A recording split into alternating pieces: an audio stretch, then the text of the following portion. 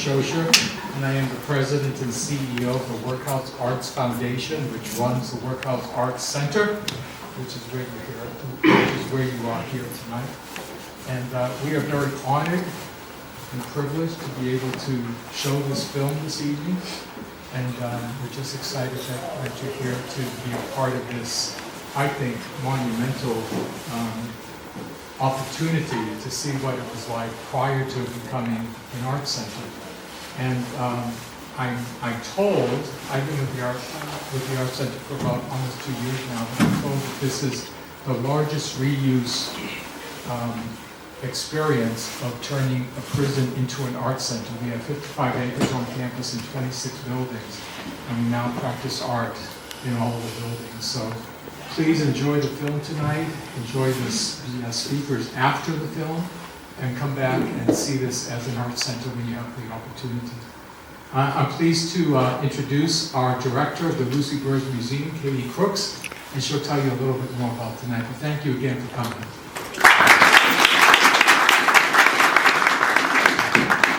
Thank you, everybody.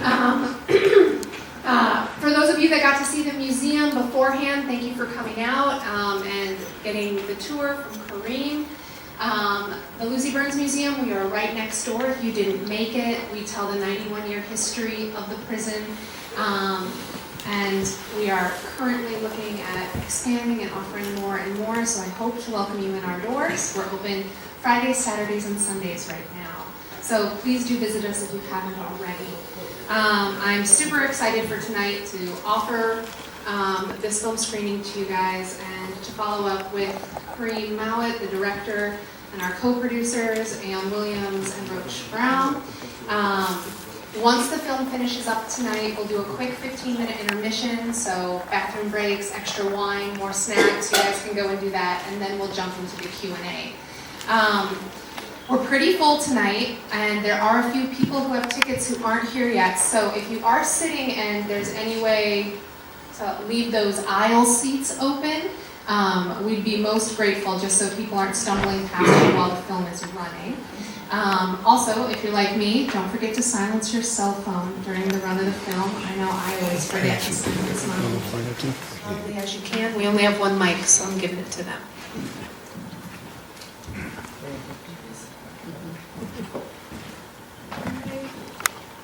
I can't see anybody. I can see you guys if I stand. What was the most challenging part of the production or gathering that information and your interviews? Okay, so our question is, what was the most challenging part of gathering the information? Right before COVID, I was going to the libraries in Fairfax, and I went to the fire department first down here in Fairfax to try to get some information about the riots, and people were kind of pointing me in different directions, and I ended up in the libraries in Fairfax. Once I went to the libraries in Fairfax and I explained what I was looking for, the librarian brought me a folder, and the folder was probably like this thick, but it had tons of information in it. So she was like, "Is this what you want?" So I looked at it, I was like, "Well, yeah, that's perfect." She said, "Well, I have like 20 more of those folders for you." But you wasn't allowed to take anything out the library, so I had to sit in there, read everything, and just use my phone and take pictures. While I was doing that research, COVID came, which shut down all my research at that time, but I was able to gather enough information during about a good 4 or 5 months of going into the library every weekend. So I would say that was kind of like the most challenging part. The other challenging part was when you see some of the footage where we went into the maximum security, the prison was actually closed, and we broke into the prison, literally.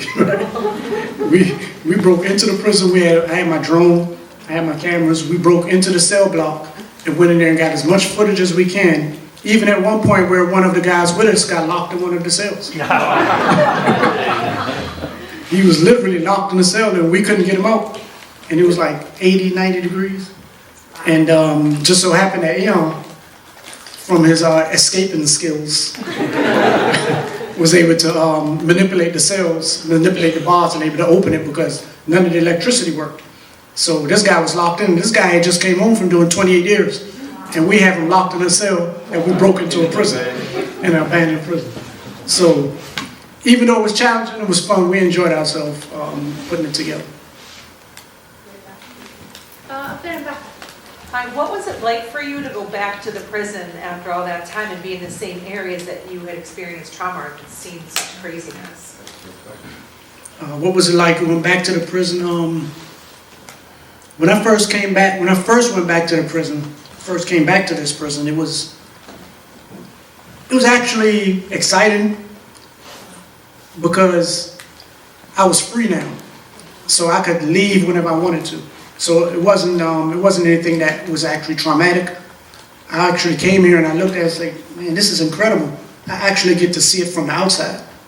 And I could actually get footage and take pictures of this place from the outside, and I could leave whenever I want to leave. So that part was exciting to me, actually going into the cell blocks. I'll tell you a story when we went into the cell blocks. Because we're actually living at that moment, we're not really bothered. Almost like somebody that's in, say somebody that went to Desert Storm. And the person that's in that ward, they're not really bothered as much until they step back or until somebody else go and look at what they lived through. So when we first went to cell block, one of the guys with us had his fiance with us. And this young lady came in there with us, and as soon as we walked into the cell block, all of us did time in these cell blocks. So when we walked in, we was like, oh shit, look at this, the cell I was in. Look at this cell, look at this cell. As soon as she walked in, she broke down crying before she passed the first cell. And it kind of hit us. We looked like, damn, this how it really affects our loved ones that we really didn't know. And that was something for her, not realizing what was going on the inside. She just saw it from the outside looking in. So when she actually saw it from the inside, she broke down immediately and started crying. So it kind of hit us to a certain extent. It was like, damn. At that point? At that point, right? When I say so. Actually, as Karim just said, I had those similar feelings, but just to add a little bit uniqueness to it from my perspective, I went to jail at 16, and I had a life sentence, although we had life sentences with 2 numbers. So I had 15 to life, that means I could have got out in 15 years, although I did 17.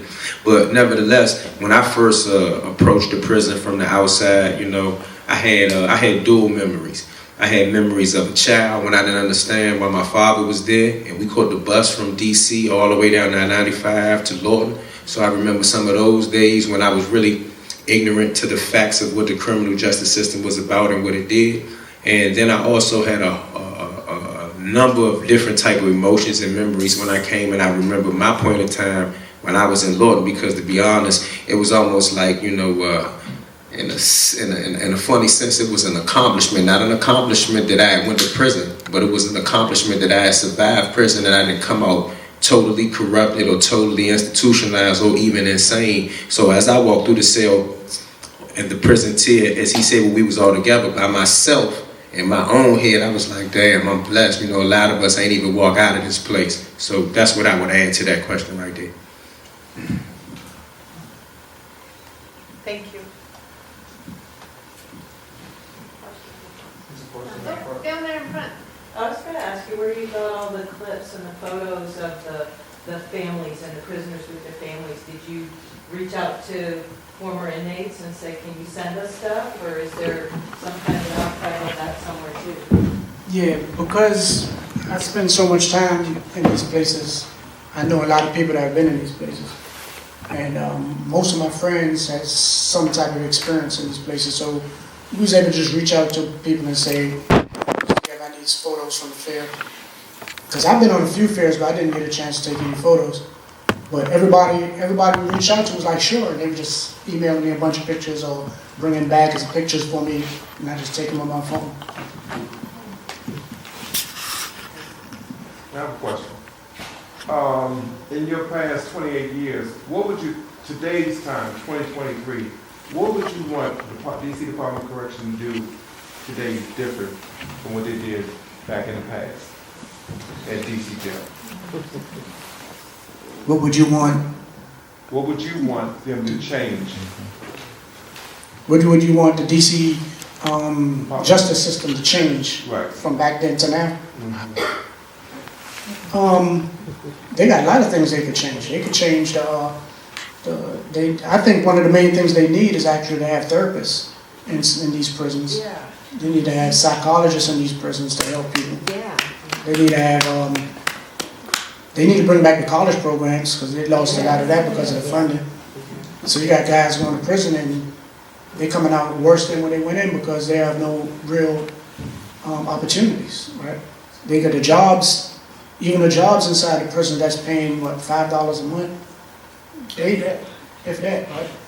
I think some of these jobs should be paying regular minimum wage because you got these jobs that sell like in some of the prisons that they make chairs, right? Some of these chairs go on the market in a regular society and sell for regular prices, right? Or they use it to send to federal buildings or federal government buildings. If these prisoners could get a good living wage, now I won't say minimum wage, but something that's fair. At least they could save money and come home and have something they can look forward to instead of coming home flat broke and before you know it, they're going back to what the only thing they know how to do because you're broke. Right? You're back in survival mode. So, you got something to add to that, Rich? I'm glad you asked that question. In the lobby, they got a list of all of the jobs that were Lorton back in the time when I was in. The cannery, the hog farm, the broom shop, and I had a job in the broom shop. And I got a certificate as a master broom maker. And I went home in the street and everybody had a vacuum cleaner. So I couldn't get a job. So a lot of the jobs are you're trained for jobs that don't exist. If they do exist, you can't get on them. In California, they got a thing where they let guys out to fight the fires from prison. And they fight the fires for 10 years. Then when they get parole or get released, they apply for a job at the forestry services and they can't get hired because they got a criminal record. Yeah. But yet they did it for 10 years. So you asked a question about what the Department of Correction could do. One of the things is conjugal visits. All prisons, you're supposed to be with your people. You know what I mean? It's not human this is a human emotion. Your sexual libido or libio, whatever you want to call it. Libido. Thank you. So you just can't turn it off. It's like saying you're hungry, but you're not going to eat. You're not allowed to eat. You have a passion and a desire, and you can't be with your family.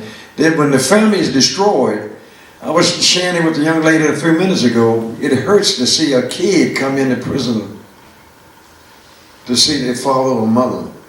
And they allowed a minute or 2 minutes just to kiss for hello and the goodbye. But the rest of the time, they can't sit on their daddy's leg. We do a radio show, my wife and I, and we had 3 young girls on it, 8, 9, and 10. And one girl said all she wanted was to sit on her daddy's lap and to rub his hair on his face and spend a couple of hours with her father. But she couldn't. So when she finally got to see her father after 10 years, she had to sit across from him, couldn't touch him, that no contact. And they talk that juggy boogie about the drugs coming. So what? Drugs is everywhere. You need an escape. You got 100 years, you got life. You want to smoke tennis shoes if you have to, because you want to get rid of all this pain and this hurt. So we need to treat people as human beings. That's right. That's the bottom line. A lot of the problems we're having right now can be solved in one way. Human beings. I just want to throw this out. This ain't connected to the question. But you got 4 or 5 people in there who wrote books. This guy wrote 5 books. He wrote books. He done done movies. He wrote a book. You got a lot of talent coming out of this particular institution. And we need to recognize it and support it. And secondly, we need money. They need money to do other films and books. People look at us and say, yeah, I'm going to ask for it. They need money to do what they're doing, to continue doing what they're doing. They need their books to be sold. We got to create employment opportunities. You had one director in the Department of Correction who tell everybody that high ex-prisoners coming out. He went a step further. He started hiring prisoners within the Department of Corrections. So you tell people to go create a job or find a job. The prisoners need to start hiring. We need to be judges. How's us prosecutors? How's us bikers? We can do anything anybody else can do. We ain't no different. We just got caught. Some of y'all haven't been caught yet.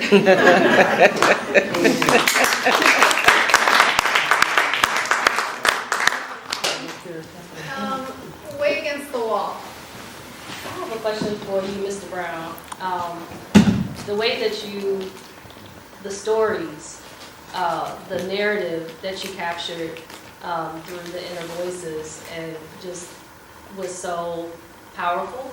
I'm just curious if you could just speak a little bit about that process, and you just talked about processing pain and processing trauma, just how that came together, and what that experience was like with you and the guys that you worked with through all those years, and telling the story and compelling what you said. I don't want to monopolize it. I just try to say it very briefly. I forgot all my repeating question. She said, a question was, when I elaborate or explain about the pain and the process of what you have to go through to get out and get yourself together, or getting the guys together inside of the group. One of the guys in our group, this was 44 years ago, that scene, the drama scene, and one of the guys is here now. He was in the group, but he wasn't there the day we photographed this. It's 44 years ago, and he's written a book or two. Pain is a good friend. When you hurt, you learn. When you hurt, you grow. And when you come in these places, it's like being in a microwave. You're on fast motor. And all that hurt and pain, if you can take that pain and channel it, it's a blessing. The worst thing ever happened to me, and to all of us, is a blessing in disguise. I got a life sentence. I was sent to the sane asylum for 3 years. I was paralyzed and solitary. My mother died, father died. The girl I was messing with ran off and married the police. And I was just twisted. I was messed up. So I started playing crazy. When I came back from the crazy house and went to the prison where nobody talked to me, because they said Roach was in left field. So I started putting tape all over my head, all over my clothes, putting my clothes on backwards. And when I did that, I was free. I could go all over the prison without a pass. Then nobody asked me, where you going and do you belong in? Oh, that's Roach, leave him alone. And I could go anywhere I want. I was free by being crazy. And I found out that sometimes being different is a plus. And we were able to convert that into taking that pain and stuff and putting the play on and getting out and helping other folks. And I'm glad that we're here. But I want you to support these brothers. They're younger than me. When I went in, Abraham Lincoln was the president.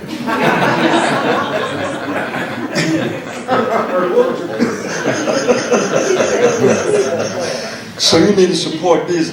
These are the new breed. They got new ideas. They got things that they can help solve some of the problems. Please support what they're doing.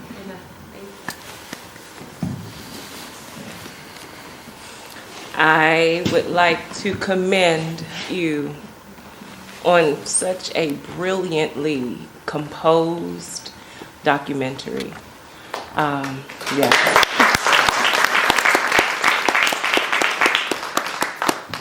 I also would like to express that after watching this, I went through so many emotions, just looking at so many black faces in the picture.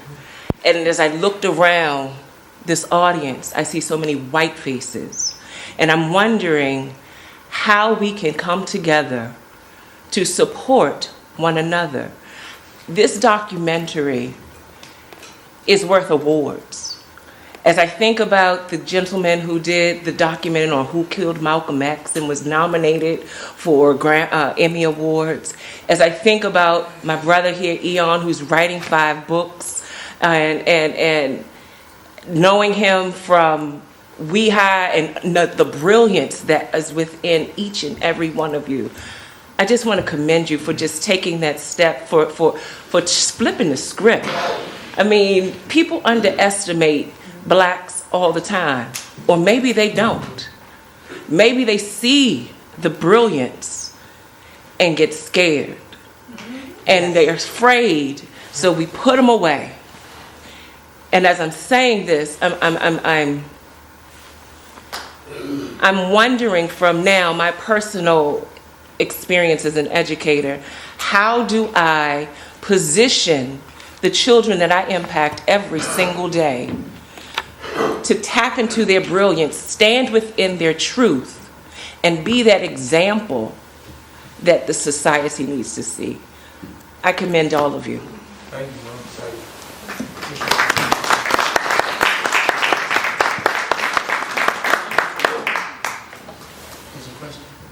It wasn't a question, it was just a compliment. It was a compliment. The back. Can you just talk a little bit about what you're doing now and what you did after you got out? Sorry. Each. Okay, so you mean after I got out of prison? Yeah, and now. So what I'm doing now, when I got out of prison, I was an artist, so I used to draw a lot. And I always wanted to make films, but I never knew how to, I didn't have any idea of how do you make a film. But once the film game transferred, changed over from film and went to digital, it opened up a lot of doors, and I was able to get into the game because I bought a digital camera when I came home. And I studied, I read a lot of books on filmmaking while I was in jail, but reading the books is a whole lot different from actually doing it. So when I came home, and me and Eon was in, when Lorton closed, me and Eon was in, we were sent to Youngstown, Ohio, in a private prison, and we were in the same block. At the time, he probably was like, what, 19? Yeah, going on 20. Going on 20. 20 when we got there. Yeah. And while we were in the same block, we started writing screenplays together. We started coming up with ideas. So when I came home first, I bought a camera. And I said, I'm gonna start making films, but I don't know how to do it. I'm gonna just figure it out. And we had, we got this great thing called YouTube. So I just stayed on YouTube every day and just learned how to use a digital camera, learn how to edit, learn how to do graphics, learn how to do editing, everything you name. I just learned how to do it from watching YouTube. And I shot a short film for like a 5-minute film when I first came home.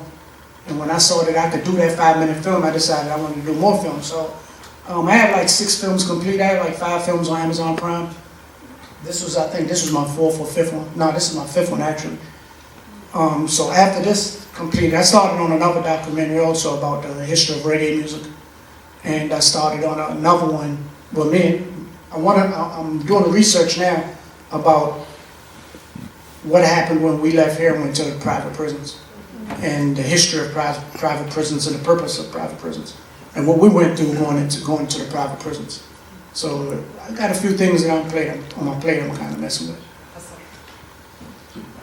To ask the question again, she said, what were we doing when we got out and what we doing now? I went to prison at 16. I came home at 33. So, I came home as an adult. A lot of times, as Karim said, you do a lot of reading in prison, although he mentioned something about reading films, books about films. I would say that I read books about all type of things, and I thought I had it all together, but application is a big part of education, right? So I had to learn a whole bunch of things. But one thing that I did do, I gave myself time to implement what my plan was, and I'm kind of good with math, so I did the math, and I didn't come home with no credentials and a bunch of education. So if I was to work at McDonald's or Jiffy Lube or some of these entry jobs that they give us, it would have been the same amount of money on a yearly salary as me standing on a corner and selling books out of my trunk or off the metro bus and the metro train. So I'm a bit of a gambler. I took my chances with that as opposed to getting a W-2, so I was a 1099, a self-employed guy. So that's what I did to make money and to pursue my dreams. And in the process of that, other people that were community activists, people such as Roach Brown and Nate Ball right here, older homies of mine that inspired me to do different things, they convinced me that I had what they call influence. And from that perspective, it opened up a world of youth mentoring to me. So aside from whatever I do with literature and writing and the films and the art, I also, I'm a prison advocate, a youth advocate, and a juvenile justice reform advocate. All these things are the things that kind of brought the hardships to my life that I pretty much accounted for bad decisions that I made. So, through writing, I'm always going to be included in the arts and different things like that where you use your creative mind, but I can never forget what I went through as a youngster. And as my sister just mentioned over here about seeing some brilliance in me when I was young, I really didn't see a lot of that brilliance because a lot of the guys that I looked up to with, even though I was misled at that time, they was guys that was from the streets. But her mother is a person that saw some stuff in me when I first started getting in trouble and made me promise to do the best that I can. And it was those type of things that got me where I'm at right now.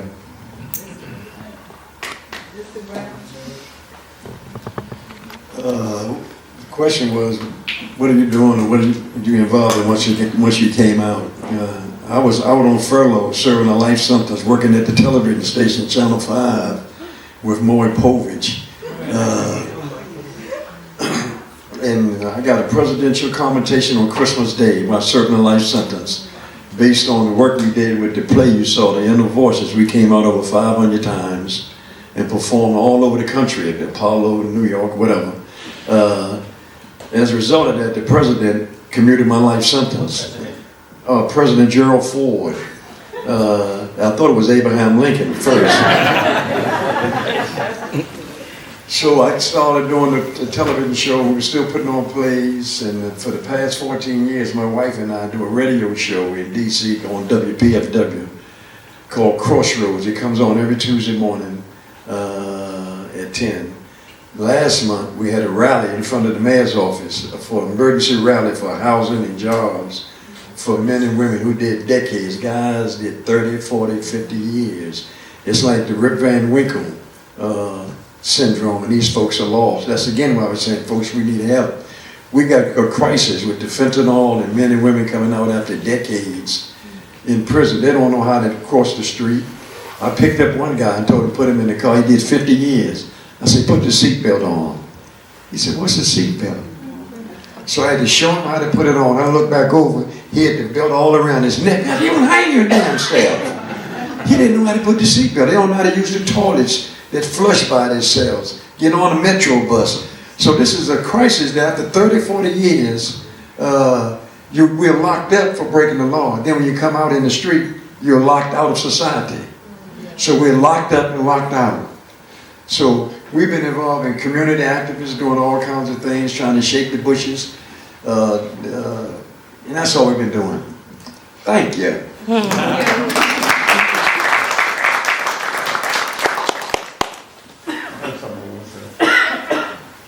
I just want to thank, my name is Byron Cottrell. I worked at DC Department of Correction for over 31 years. I thank the team. Every time I see them, I always like to thank them. Because I was minding my business at MGM. And I'm sorry, my name is Byron Cottrell, and I worked at DC Department of Correction for 31 years. I retired in 2008. I started in 1983.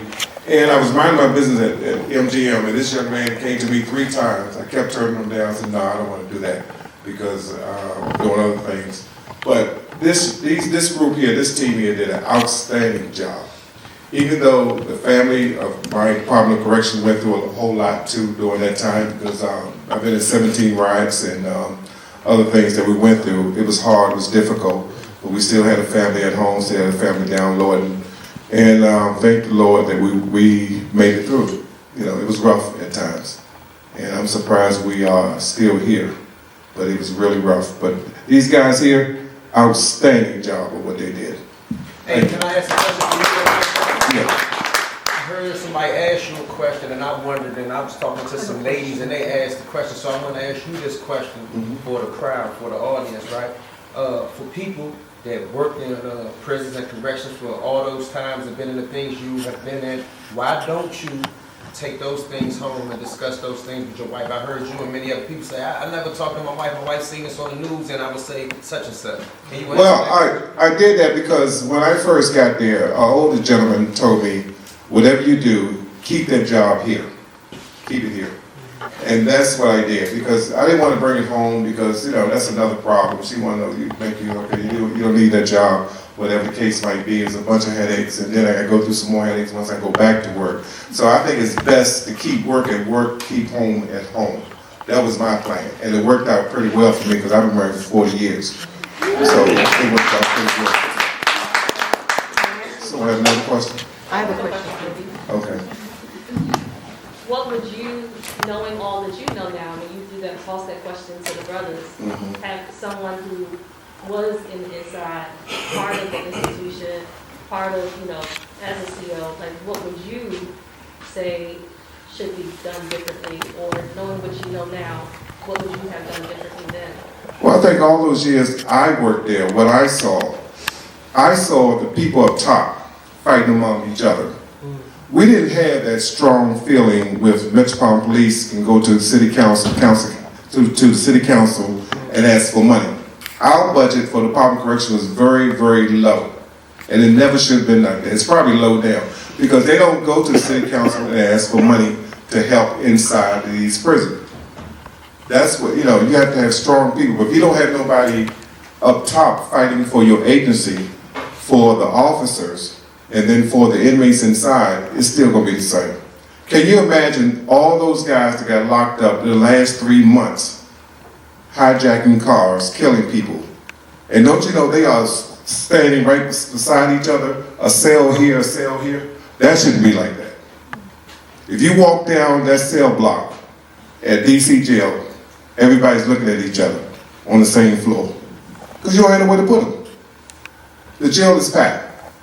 You don't have nowhere to put them. But we do a lot. I do a lot for kids because we own the transportation service, and we take kids around to different places and give them certain items. Like we bought uniform for the kids, because we want them to be a positive while they're still in school and do the right thing after school and before school. Anybody else got any questions? Yes, ma'am. My brother-in-law worked here back probably in the 70s and 80s. Maybe you know him, Richie Saunders? It's been a while, probably so. If he came through this area here, as Occoquan. He would have stood out probably because he's white and Jewish. Oh, okay. Yeah. Yes, he would have stood out. Because, like I said, I was looking for white faces. Right. What we had not that many. We had some, but like I said before, in the beginning, it was a black law. Not talking about that. It was a black law. It was a white law. I asked the Judge Gazette. This is a true story. I was in court. I said, where all the white folks that got locked up in Georgetown? Where they at? Right. He escorted me to his office. I thought I was going to, we sat around and talked. He still didn't answer my question. Anybody else? Good question. Yes. Just again, with everything that we saw which in the film, and it was very impactful just watching it. But what made you stay? Well, that's probably a question, but that's a good question. My mother made me stay. She used to go to People Drugstore, buy those extension cords, brown or white, and she said, once you get a government job, you will stay and complete it. You're not leaving out. So all my family members, we all law enforcement. We stayed with the government job. Mary been very, very, very nice to us. I wish he was still living. I would kiss his feet. Because if you ever been in 17 rides, then stuff is going on inside the block. You talk about 240 people and 4 officers in each dormitory. That's ridiculous. I don't know how we did it. I cannot explain that. Because every second of that, every inch of that floor, something is going on. There's never a quiet moment. You did get beat up at least once. Yes. If you stay there for 31 years, you will get your butt whipped. Yeah. I got whipped 3 times. One time in Q Block, one time in the courthouse. I thought these young men are very unique. He had on a 3-piece suit. Somehow, some way, he came out them handcuffs and threw me across the table. I got hit with a pool ball. So those things, it would happen. People died in front of me, in my arm. No medical treatment like Capitol Hill. We couldn't run. No counselor. We had to come back to work the next day. That's something else. Come back to work the next day. Not 2 weeks later. Come back to work the next day. Anybody else? I'd like to thank these young men again. Appreciate everything that you do.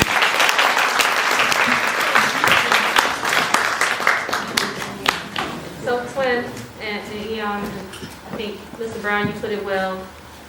You laid out kind of what y'all need, what y'all are doing next. How do we support, not just through our applause. And y'all know this is my fifth, sixth, seventh time. I lost count. Yeah, I just show up. I'm like Thank the, And but- bring friends. and bring friends, yes. Because I think the story is just so important.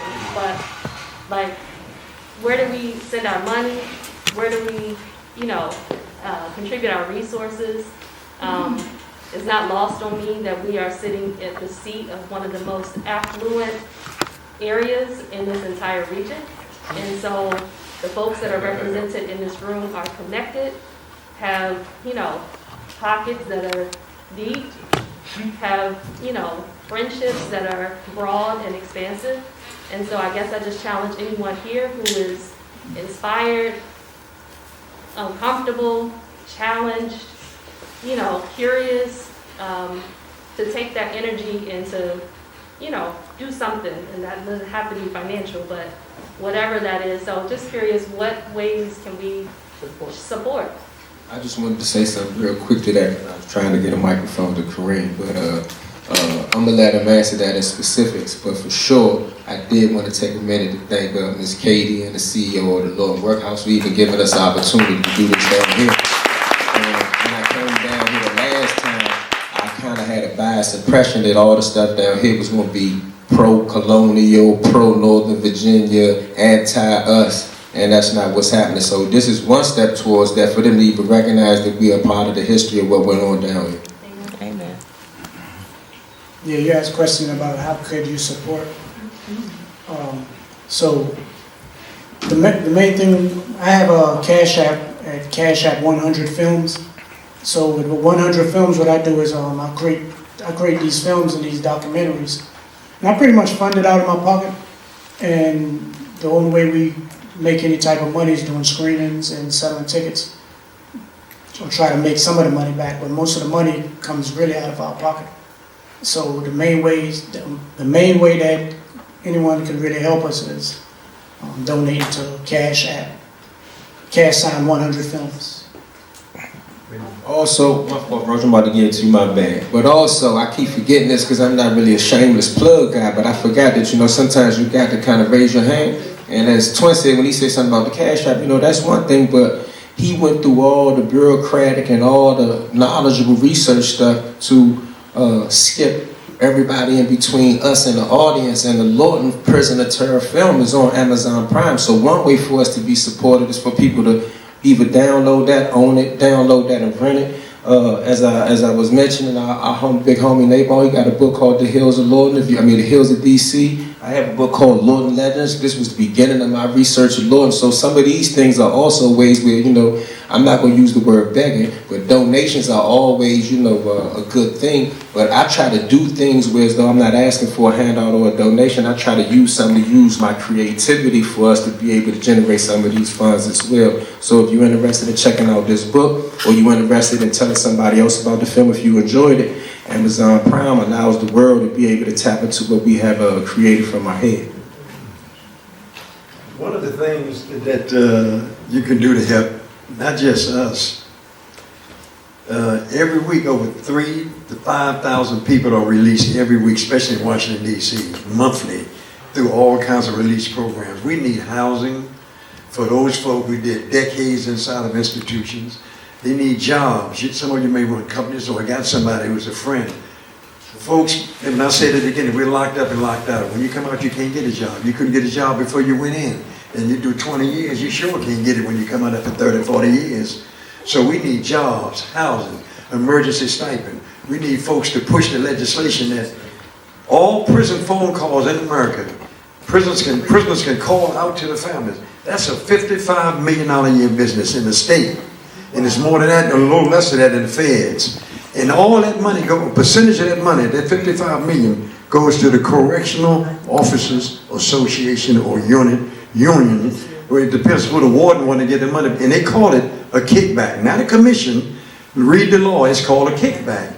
We should get a percentage of all the phone calls, money that's generated at $55 million should go into an inmate account. Release fund for those men and women coming out and get a couple $1,000 or some money to help them. The same thing is true about money orders. All the money orders that you have to pay $3, $5, or $15 for a $50 money order. And all that money goes right back to the vendor. So there's things you can do through your contacts, your friendships, your relationships, your churches and associations. Pass the word. Give us a chance. Hire somebody who's been down and out. The guy did 30, 40, 50 years. He don't want to die broke. Let somebody die with dignity. And this is what we're saying, even before that age, we need jobs. We need emergency housing. Some of you may control apartment buildings or houses. We need emergency housing, jobs, stipends to help these men and women coming out of the institution. And Merry Christmas to you. You get the vote back. Get your vote back. We have it in D.C. Yeah. You have your vote back in D.C.? In 1979, the Public Law 179 was passed when Myron Barry first defeated Mayor Washington and got into the office. We need a federal vote. The law will Congress to help change some of these things that's totally disrespectful from rule to us not having our own prison system and more. Well, you're right, but this law was passed in 79. It's on the books. We used that law to get Myron Barry elected when he came out of prison in 94. We mobilized the returning citizens community to help get Myron Barry elected. He appointed me as a special assistant, and we created the office. It's called the Mayor's Office of Returning Citizens. We created that over 26 years ago. So we've been doing this kind of thing, so we had the right to vote. But the bottom line is, when you do get the right to vote, and you're on a voting roll, you are subject to be called as a juror. They get all of the jurors for these criminal and civil cases from the voting rolls. Yeah. So that's a conflict in terms of some men don't want to be on the jury, don't want to. But I like to think we should get juror peers. I'd rather have these guys on my jury. I know them. That'll help me out.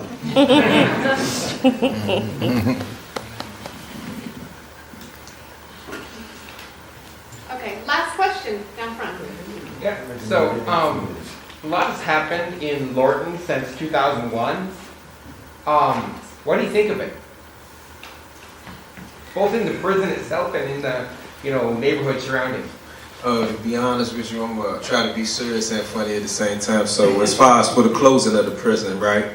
For me, it was a big transition in my life, and the closing of Lorton Prison due to the 1997 Federal Revitalization Act actually caused me to do about 7 or 8 years extra in prison, because before the Revitalization Act killed the DC Department of Corrections and the other thing, it transferred all the authoritative judgment over to the Federal Bureau of Prisons, I would have seen the District of Columbia Board of Parole, and I would have got out as the judge intended for me, because I was sentenced to a life sentence as a 16-year-old juvenile. And if I would have came to Lord and done the things that the judge said that I needed to do, I would have been able to get out with rehabilitation. Remember, the federal government is not about rehabilitation, it's about punishment and do the time and then whatever happens after that. So that's what I want to speak towards in my realistic answer to your question. But in the humorous part to the question, I thought it was crazy that you could pay $1,700 to $2,400 to live where we was confined and wake up and see a guard tower. I just wouldn't do it.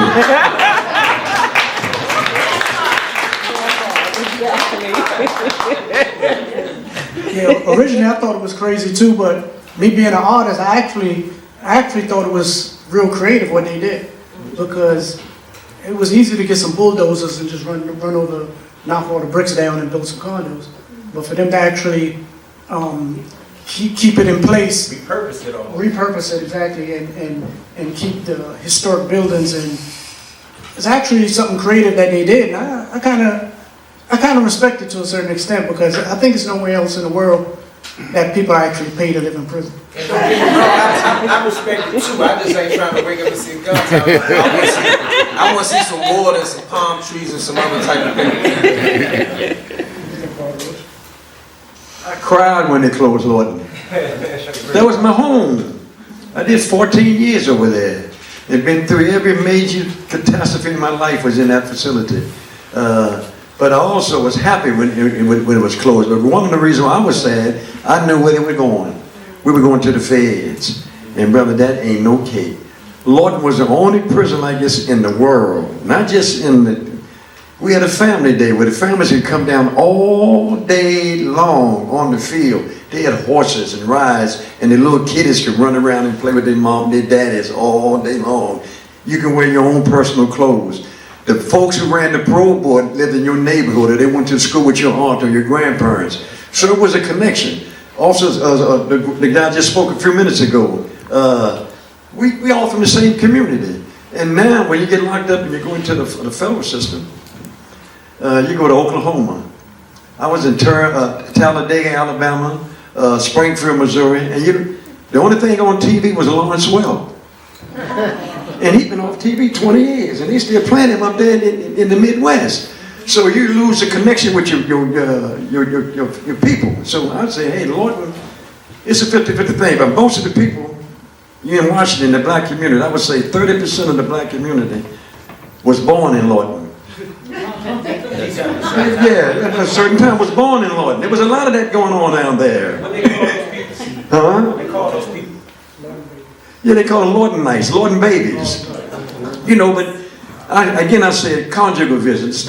All joking aside, we're human beings. And you tell somebody at 19 or 20 years old who got a strong libido, you know, and he got to just ignore that he got that passion. And for 20 years, when they gave me life, the first thing I said to the judge, you mean I don't get no more booty? And the lawyer said, you can't say that. I said, listen what he just said. I got life. Without a girl? How can you do that? But conjugal visit, again, treating people as human beings. Recognize we got needs too. And when you suppress that, you got to come out some other kind of way. The violence, the stabbings, and the killings, you got to deal with something. You just can't take something away and don't replace it. Hey, just to add a little teeny piece to what, see, Roach keep making it funny when he keep talking about these conjugal visits, but like me, I'm a historian. I watched and all type of documentaries. I read all type of things about the criminal justice system, right? And the only thing that I want to add is that in other states, they have documented reports in history that conjugal visits help them run specific prisons in a different way, because when you know that these visits are coming, you're on your best behavior. It's a way to keep the family structure together, which Lorton was able to do unofficially and officially, whether the conjugal visit or the family connection was approved or not approved. That's right, brother. Good point. Thank you.